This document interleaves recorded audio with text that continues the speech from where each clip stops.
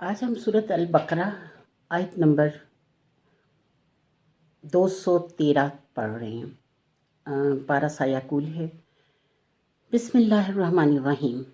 व मख्तलफ़ा फ़ीही, और नहीं इख्तलाफ डाला इसमें, इल्लल्लज़ीना, मगर उन लोगों ने जो ऊतुहु दिए गए थे, मिन बादी, इसके बाद के, मा जाअतहुम के पहुँचे उनको, अलबय्यिनाति, वाज़े अहकामात। यानी इख्तलाफ उन्होंने किया जिनको वाज़े अहकामात दे दिए गए थे, वाज़े बातें बता दी गई थी। तो अल्लाह ताला की तरफ से ये साफ साफ बयान हो गया कि उनको सब कुछ पता था, लेकिन उन्होंने क्या किया कि मा जाअतहुम, आए थे उनके पास, अलबय्यिनातु, वाज़े अहकामात, बग़यन, ज़िद की वजह से, बैनहुम, आपस की, यानी आपस की ज़िद की वजह से उन्होंने कुरान पाक का, नबी पाक सल्लल्लाहु अलैहि वसल्लम का इख्तलाफ किया और उनसे इनकार कर दिया। तो अल्लाह फरमाता है, हालांकि इनको पहले से पता था, तौरात ज़बूर इंजील में ये पढ़ चुके थे और इनको पहले से पता था। फ़हदल्लाहुल्लज़ीना, बस हदायत की अल्लाह ने उन लोगों को, अमनु, जो ईमान लाए, लिमख्तलफ़ू, उन चीज़ों में जिनमें वो झगड़ रहे थे, फ़ीही, इसमें, मिनल हक़, हक़ के साथ, बेइज़्निही, अपने हुक्म से, वल्लाहु यहदी, और अल्लाह ताला हदायत देता है, मैं यशाउ, जिसको वो चाहता है, इला सिराती मुस्तकीम, तरफ सीधे रास्ते के। यानी अल्लाह ताला उनको सिर्फ हदायत देता है जो अल्लाह के रास्ते पर चलते हैं, सीधे रास्ते की हदायत भी उन्हीं को नसीब होती है। अम हसिब, तुम या गुमान करते हो तुम, अन तदखुलुल जन्नता, ये कि तुम दाखिल हो जाओगे जन्नत में, वलम्मा यातिकुम मसलुल लज़ीना, और हालांकि नहीं आए तुम पर इस हालात उन लोगों के जैसे, खलऊ, जो गुज़र चुके, मिन कबलिकुम, तुमसे पहले, यानी तुमसे पहले गुज़र जाने वाले लोगों के जैसे हालात तुम पर नहीं आए। मस्सतहुमुल बासाउ, छुआ उनको सख्ती ने, वज़्ज़राउ, और तकलीफ़ ने, वज़ुलज़िलू, और हिला डाले गए, हत्ता यकूल रसूल, यहाँ तक कि वो कहने लगे रसूल, वल्लज़ीना, और वो लोग जो अमानु, ईमान वाले थे, माहू, साथ उसके, मता नसरुल्लाही, कब आएगी मदद अल्लाह की, अला, ख़बरदार रहो, अन्ना नसरुल्लाही, इन्ना नसरुल्लाही, ये कि मदद अल्लाह की, करीब, बेशक करीब है। यानी अल्लाह ताला फरमाता है कि क्या तुम ख्याल करते हो कि तुम जन्नत में ऐसे ही दाखिल हो जाओगे? तो ज़ाहिर है कि ऐसे दाखिल नहीं होगे। और जो तुमसे पहले लोग थे जिनको अल्लाह ताला ने मतलब जन्नत का उम्मीदवार करार दिया, उन लोगों पर ऐसे ऐसे हालात गुजरे कि छुआ उन्हें सख्ती ने, तकलीफ़ ने, यानी बदन की सख्ती से, बदन की तकलीफ़ से, जंगी हालात से, यानी उन्हें बहुत से मुश्किल हालात से गुज़रना पड़ा। और जितने ज़्यादा मुश्किल हालात से वो गुज़रते थे, उतना ही ज़्यादा वो साबित कदम रहते थे, और जितने साबित कदम रहते थे उतना ही रब के यहाँ उनका दर्जा मकबूल तरीन होता चला जाता था। तो अल्लाह ताला फरमाता है कि यहाँ तक के कहने लगे रसूल और वो लोग जो अमन व ईमान वाले हैं, माआऊ, साथ उसके, मता नसरुल्लाही, के कब आएगी मदद अल्लाह की, अला, ख़बरदार रहो, इन्ना नसरुल्लाही, करीब, के बेशक मदद अल्लाह की करीब है। यानी अल्लाह फरमाता है कि वो लोग जो उनके साथ थे, यानी नबियों के साथ थे, और नबियों के साथ वो लोग जो उनके मतलब सुहाबी थे या उनके साथ दीन को फैलाने वाले थे, उन लोगों ने भी कहा इस सब से, यानी वो करके इन सब हालात में उन लोगों ने भी ये कहा कि कब आएगी मदद अल्लाह की। और अल्लाह ताला फरमाता है कि अल्लाह की मदद जो है वो करीब तर है। या सालूना का माज़ा युनफिकूना, वो आपसे सवाल करते हैं कि क्या है जो वो खर्च करें। कुल, कह दीजिए, मा अनफक, तुम जो भी तुम खर्च करोगे, मिन खैरिन, नेक माल में से, फलिल वालिदैनी, वालदैन के लिए, वल अक़रबैनी, और रिश्तेदारों के लिए, वल यतामा वल मसाकीना, और यतीमों और मिस्कीनों के लिए, वब्निस सबीला, और मुसाफिरों के लिए, वमा तफलू, और जो भी तुम करोगे, मिन खैरिन, नेकी में से, फ़इन्नल्लाह बिही अलीम, पस बेशक अल्लाह ताला उसको जानता है। यानी अल्लाह फरमाता है कि वो आपसे सवाल करते हैं कि किस चीज़ को हम खर्च करें। यानी खर्च करने का, इन्फाक फ़ी सबिलिल्लाह का जब हुक्म आया तो उन्होंने पूछा कि हम क्या चीज़ खर्च करें। तो अल्लाह ताला फरमाता है कि जब वो आपसे पूछें कि क्या चीज़ खर्च करें, तो कह दो, माल में से जो कुछ तुम अपने वालदैन पे खर्च करोगे, रिश्तेदारों पे करोगे, यतीमों पे करोगे, मिस्कीनों पे करोगे, मुसाफिरों पे करोगे, और जो भी तुम नेकी करोगे, बस बेशक अल्लाह ताला उसको जानता है। कुतिबा अलैकुमुल क़ितालु, फ़र्ज़ कर दिया गया तुम पर जिहाद, वहुवा कुरहुल लकुम, और वो तुम्हें बुरा लगता है। यानी जिहाद का अल्लाह ताला ने जंग का हुक्म दिया, जिहाद का हुक्म दिया, और वो जिहाद तुम्हें बहुत बुरा लगता है।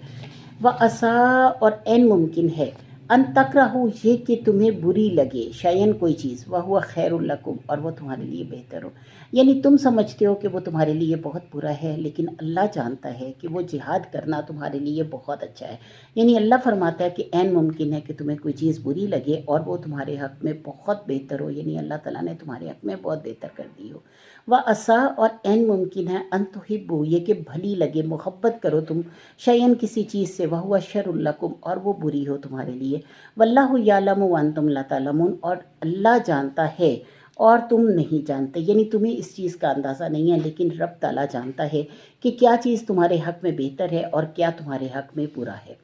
अल्लाह फरमाता है यसअलूनका अनिश शहरिल हरामी, वो आपसे सवाल करते हैं हुर्मत वाले महीनों के बारे में, क़ितालिन फ़ीही, जंग करना इसमें कैसा है। कुल कह दीजिए क़ितालुन फ़ीही कबीर, कि जंग करना इसमें बहुत बड़ा गुनाह है। यानी अल्लाह ताला ने हुर्मत वाले महीने 4 बनाए और अल्लाह ताला फरमाता है कि इनमें जंग करना बहुत बड़ा गुनाह है। यानी ये पहले ज़िक्र हम पढ़ चुके हैं इनका, कि 4 महीने मुहर्रम, रजब, ज़िलक़द और ज़िलहज, ये 4 महीने हैं और इनमें क़िताल जो है वो मना कर दिया था। और इस आयत का शान नज़ूल ये था कि 2 हिजरी में एक मरतबा सफ़र के दौरान 5 सहाबियों की मुशरिकों से मतलब आमना सामना हो गया, और मतलब वो लोग ये समझे कि जमादी सानी का चाँद जो है वो अभी मतलब जमादी सानी चल रहा है। जमादी सानी की वो 29 तारीख थी और रजब की पहली हो चुकी थी। इनको अंदाज़ा नहीं हुआ, और जब इन्होंने मतलब उस वो क़िताल में हिस्सा ले लिया, तो ये लोग कहने लगे, यहूदी और ईसाई कहने लगे कि देखो मुसलमान कैसे हैं कि इनको हुर्मत वाले महीनों का भी एहतराम नहीं है। तो अल्लाह ताला फरमाता है कि जब वो सवाल किया गया नबी पाक सल्लल्लाहु अलैहि वसल्लम से, तो अल्लाह ताला ने इस आयत के ज़रिए जवाब दिया कि हुर्मत वाले महीनों में जंग करना जो है वो गुनाह है, यानी बहुत बड़ा गुनाह है। वसद्दु अन सबीलिल्लाहि, और रोकना अल्लाह की राह से, यानी अल्लाह की राह में वो लोग निकल रहे थे तो अल्लाह की राह से रोकना, व कुफ्रुम बिही, और इनकार करना उसका, वल मस्जिदिल हरामी, और मस्जिद हराम से रोकना, व इखराजु अहलिही, और उसके रहने वालों को वहाँ से निकाल देना, मिनहु, उसमें से, यानी मस्जिद हराम से, अकबरू, ज़्यादा बड़ा गुनाह है, इंदल्लाहि, अल्लाह के नज़दीक, वल फितना तो, और फितना अकबरू, ज़्यादा बड़ा गुनाह है, मिनल कत्ली, कत्ल से। यानी अल्लाह ताला ने साफ साफ फरमा दिया कि फितना जो है वो ज़्यादा बड़ा गुनाह है कत्ल से। तो वला युज़ालूना, और अल्लाह फरमाता है कि नहीं हटेंगे, युकातिलूनकुम, वो तुमसे लड़ने को, हत्ता यरुद्दुकुम, कि वो फेंक दे तुमको, अन दीनिकुम, तुम्हारे दीन से। यानी उनकी कोशिश ये है कि अल्लाह के दीन से इन तमाम सहाबा को और नबी करीम सल्लल्लाहु अलैहि वसल्लम को और ईमान वालों को फेर दिया जाए। तो अल्लाह फरमाता है कि वो नहीं हटेंगे तुमसे लड़ना, यहाँ तक कि वो फेर दे तुम्हें तुम्हारे दीन से। व मैं यर्तदिद, और जो कोई फिरेगा, मिनकुम, तुम में से, अन दीन ही, अपने दीन से, फ़यमुत, और फिर वो मर जाए, वह हुआ काफिरुन, और वो कुफ़र की हालत में हो। यानी दीन से फिर गया और फिरने के बाद वो कुफ़र की हालत में चला गया, तो अल्लाह ताला फरमाता है कि जो कोई फिर जाए तुम में से उसके अपने दीन से, फ़यमुत, फिर वो मर जाए, वह हुआ काफिरुन, तो वो कुफ़र की हालत में है। फ़उलाइका हबितत, बस ज़ाया हो गए उनके अमाल, बस ज़ाया हो गए अमालुहुम, अमाल उनके, फिर दुनिया में, वल आखिरा, और आखिरत में। यानी ऐसे वो लोग हैं कि ज़ाया हो गए उनके अमाल दुनिया में और आखिरत में। उलाइका अस्हाबुन नार, और यही लोग हैं रहने वाले आग के, हम फिया खालिदून, वो इसमें हमेशा रहेंगे। यानी अल्लाह फरमाता है जो कोई तुम में से अपने दीन से फिर जाता है और फिर कुफ़र की हालत में चला जाता है और कुफ़र की हालत में उसको मौत आ जाती है, तो फिर उसके अमाल जो हैं वो ज़ाया हो गए, और ना वो दुनिया और आखिरत में, यानी दुनिया और आखिरत में उसके अमाल ख़त्म हो गए, और यही वो लोग हैं जो आग के रहने वाले हैं और वो इसमें हमेशा रहेंगे। इन्नल्लज़ीना आमनु वल्लज़ीना हाजरू वजाहदू फ़ी सबीलिल्लाहि उलाइका यरजून रहमतल्लाहि वल्लाहु गफूरुर रहीम। और बेशक वो लोग जो ईमान लाए और जिन्होंने हिजरत की और जिहाद किया और अल्लाह की राह में लड़े, यही वो लोग हैं जो उम्मीदवार हैं अल्लाह की रहमत के, और अल्लाह ताला मग़फ़िरत करने वाला रहीम है। यानी अल्लाह फरमाता है कि जो लोग ईमान लाए, पहली शर्त, फिर दूसरी कि जिन्होंने हिजरत की और लड़े अल्लाह की राह में, यानी अल्लाह के रास्ते में लड़ने का उन्होंने शर्फ हासिल किया, और मतलब ये लोग उम्मीदवार हैं अल्लाह की रहमत के, और अल्लाह ताला मग़फ़िरत करने वाला रहीम है। यसअलूनका अनिल खम्रि वल मैसरी, ये सवाल करते हैं आपसे शराब और जुए के बारे में। कुल फ़ीहिमा इस्मुन कबीरुन, کہہ دو ان دونوں میں گناہ ہے بڑا، و منافع للناس اور منافع بھی ہے لوگوں کے لیے، و اسمہما اور گناہ ان دونوں کا اکبر زیادہ بڑا ہے من نفعہما ان کے نفع سے۔ اب اللہ تعالیٰ سے انہوں نے یعنی نبی پاک صلی اللہ علیہ وسلم سے سوال کیا کہ ہم مطلب شراب اور جوئے کے بارے میں سوال کیا، تو اللہ تعالیٰ نے ان کو فرمایا کہ شراب اور جوا جو ہے اس میں گناہ ہے بہت بڑا اور منافع بھی ہے لوگوں کے لیے، کیونکہ ان دنوں تلواروں سے جنگیں ہوتی تھیں، اور مطلب جب جنگیں ہوتی تھیں تو زخم آتے تھے، اور پھر اینستھیزیا کے طور پر شراب ہی پلائی جاتی تھی، کیونکہ اس وقت تک ایسی کوئی چیز ابھی نہیں آئی تھی۔ تو اللہ تعالیٰ فرماتا ہے کہ اس میں فائدہ بھی ہے، فائدہ یہی تھا کہ مریضوں کے لیے ایک اینستھیزیا کا کام دیتا تھا یہ، اور اللہ فرماتا ہے کہ اس میں گناہ ہے بہت بڑا، یعنی یہ پہلا حکم ہے جو کہ شراب اور جوئے کے بارے میں آیا۔ اب شراب کے بارے میں جب یہ بیان آیا تو اس کے بعد اللہ تعالیٰ نے پہلے تو یہ کہا کہ نفع بھی ہے لیکن نقصان زیادہ بڑا ہے، تو کئی صحابہ نے شراب چھوڑ دی، کیونکہ اس معاشرے میں شراب بہت عام تھی، کئی صحابہ نے شراب چھوڑ دی۔ پھر اس کے بعد اللہ نے دوسرا حکم بھیجا جس میں کہا کہ نشے کی حالت میں نماز کے قریب مت جاؤ، اور تیسرا حکم یہ آیا کہ یہ سب بت اور ماسے شراب اور جوا سب حرام ہے۔ تو اب تین طرح میں یہ حکم آیا، لیکن لوگ اکثر اس بات پہ یعنی مشرکین جو تھے وہ اس بات پہ وہ کرنے لگ گئے کہ آپ اللہ تعالیٰ نے تین دفعہ میں حکم کیوں دیا، مطلب ایک ہی حکم کو بار بار اللہ نے علیحدہ علیحدہ کر کے بیان کیوں کیا، ایک ہی دفعہ کیوں نہیں دیا۔ تو جس قدر شراب پیا کرتے تھے وہ لوگ، تو اللہ تعالیٰ نے پہلا حکم دیا کہ شراب اور جوا جو ہے اس میں نفع بھی ہے نقصان بھی ہے، لیکن نقصان اس کا زیادہ بڑا ہے اس کے نفع سے، تو کئی لوگوں نے شراب چھوڑ دی اور کم کر دی۔ اب کم کرنے سے جس طرح سے آپ ریہیبلیٹیشن سینٹر میں کسی کو بھیجیں تو پہلے وہ کوانٹٹی کم کرتے ہیں، اب جب کوانٹٹی کم ہو گئی تو ڈیوریشن کم کر دیا گیا، یعنی اللہ نے فرمایا کہ نشے کی حالت میں نماز کے قریب مت جاؤ۔ اب ڈیوریشن کم ہونے لگا، وہ لوگ جو دن میں بھی پیتے تھے رات کو بھی پیتے تھے، ان لوگوں نے کیا کرنا شروع کر دیا کہ مطلب دن میں نہیں پیتے تھے، کیونکہ فجر کے بعد ظہر تک کاروبار کا ٹائم ہے، کاروبار کے بعد ان کا مطلب وہ ٹائم شروع ہو جاتا تھا